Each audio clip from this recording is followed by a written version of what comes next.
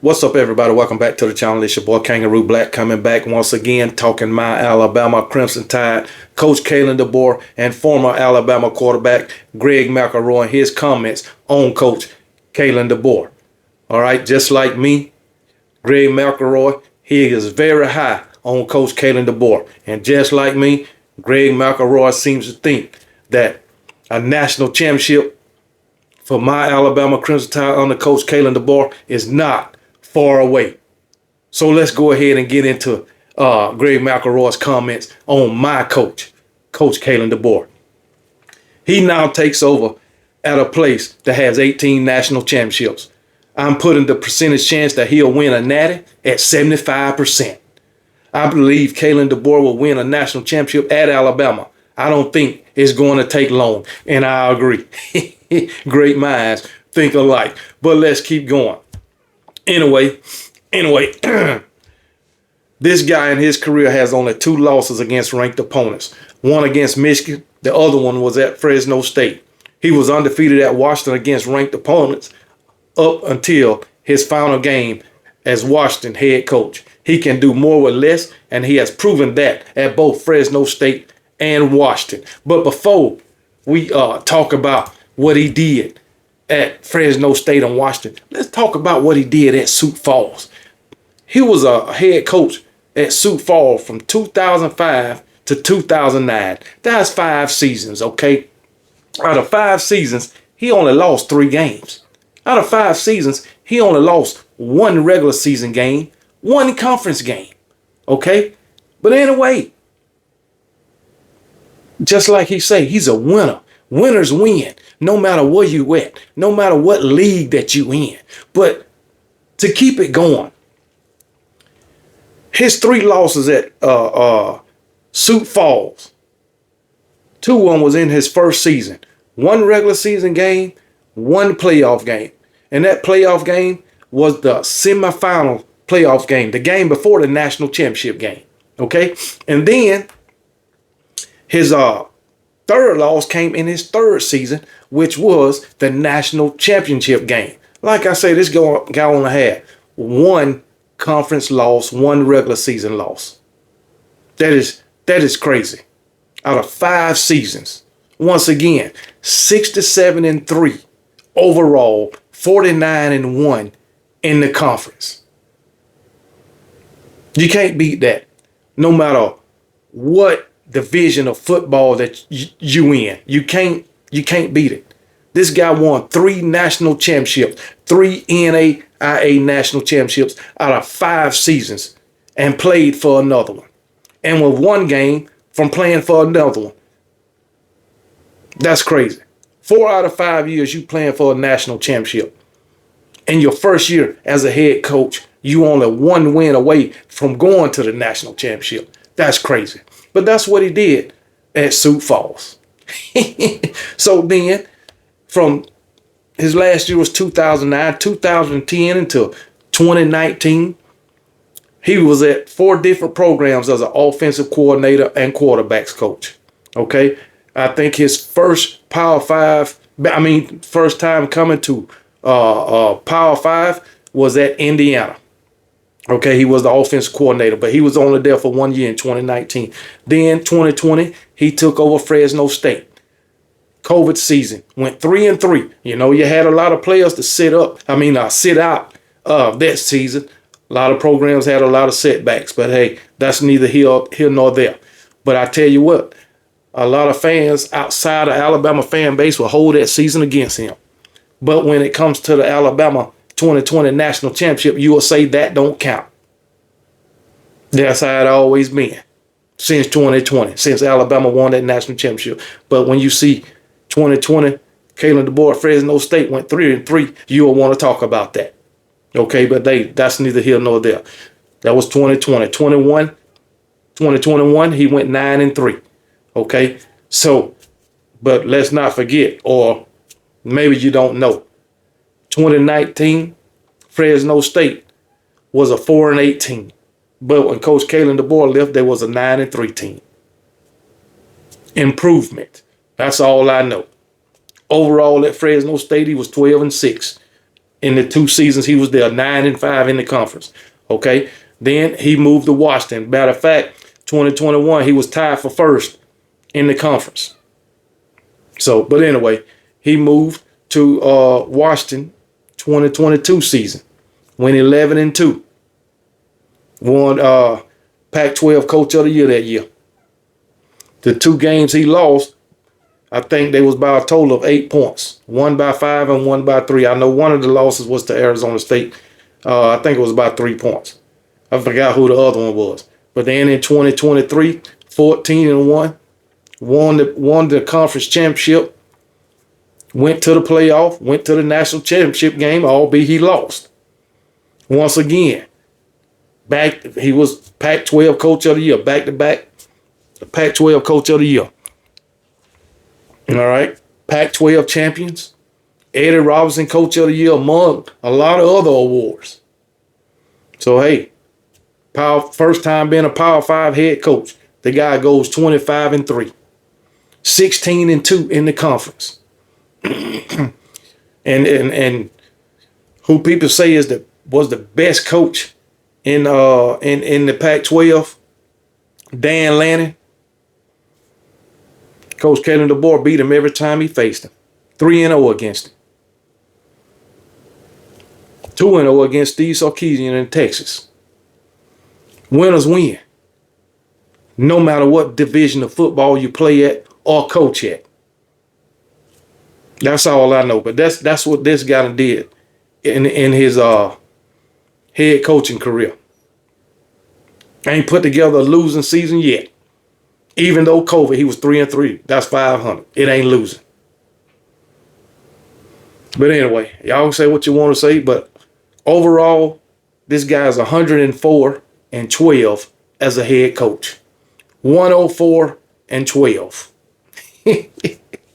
That is crazy. But anyway, a lot of fans outside of Alabama seems to think that this guy just going to come to the SEC and turn into a failure. That's what it think. That's what they think. I don't think just because you in the SEC, you forget how to coach. I don't think that happens. And I'm going to tell you now, this guy's going to be really successful in the SEC. So that's all I know. But hey, it is what it is. But let's keep going on with McElroy's comments. What else he say? Where we was at? Okay, we was right there.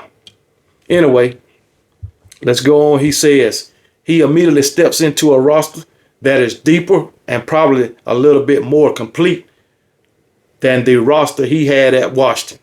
Now, I don't think he has the weapons that he had at Washington, but I do think his personnel on the defensive side is drastically better at multiple spots. Hey, it's better at multiple spots on the offensive side of the ball too, in my opinion.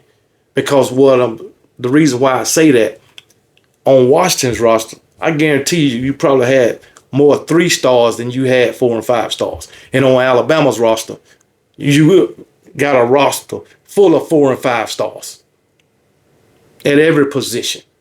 So that's why I say the roster is better on both sides of the ball.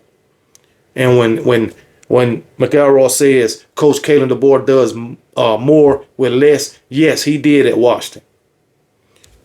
But he got much more at Alabama, talent-wise, all across the board. He got more to work with.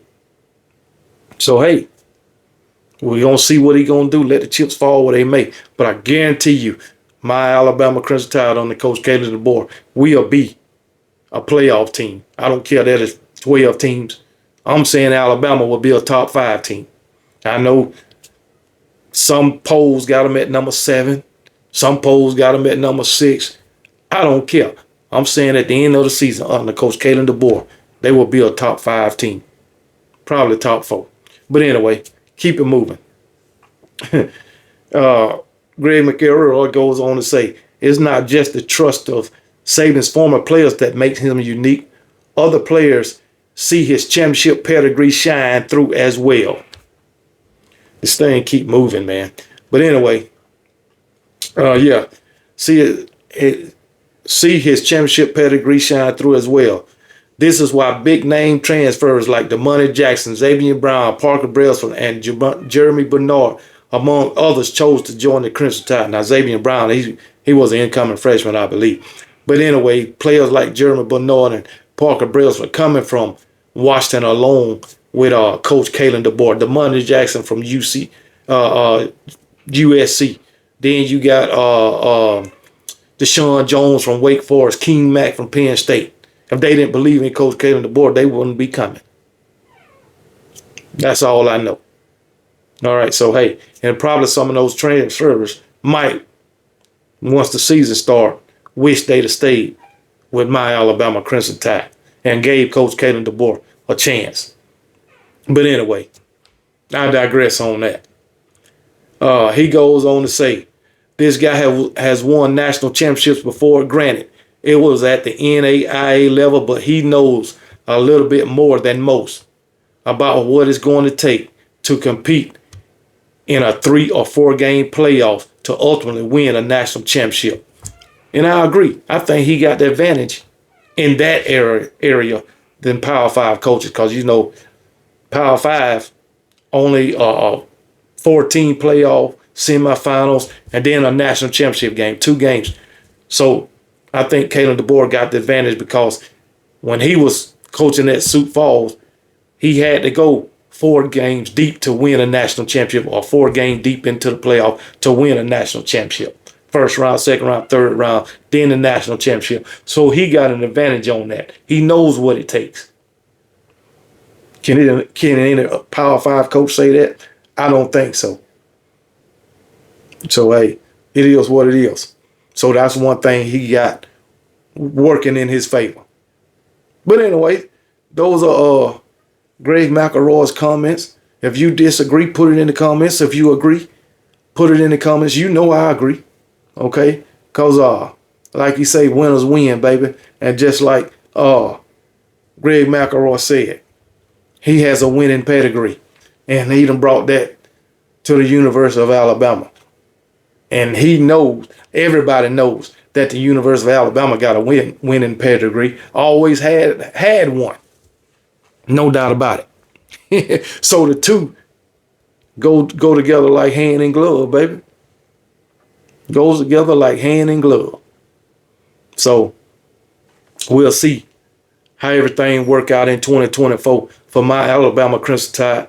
And for me, I want 12-0. I might not get it. 11-1 will do. 11-1 will do. So hey, I wouldn't give a damn who the loss came to.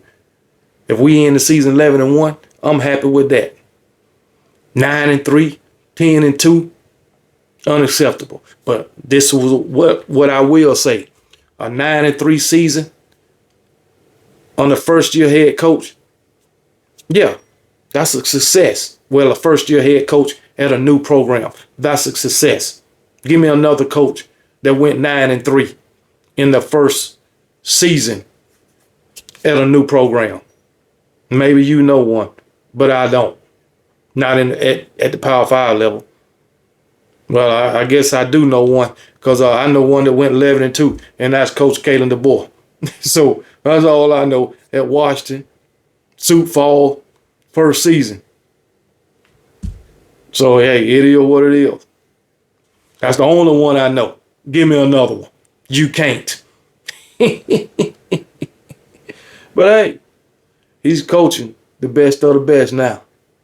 He's coaching the best college football program in all the land, and that is my Alabama Crimson Tide.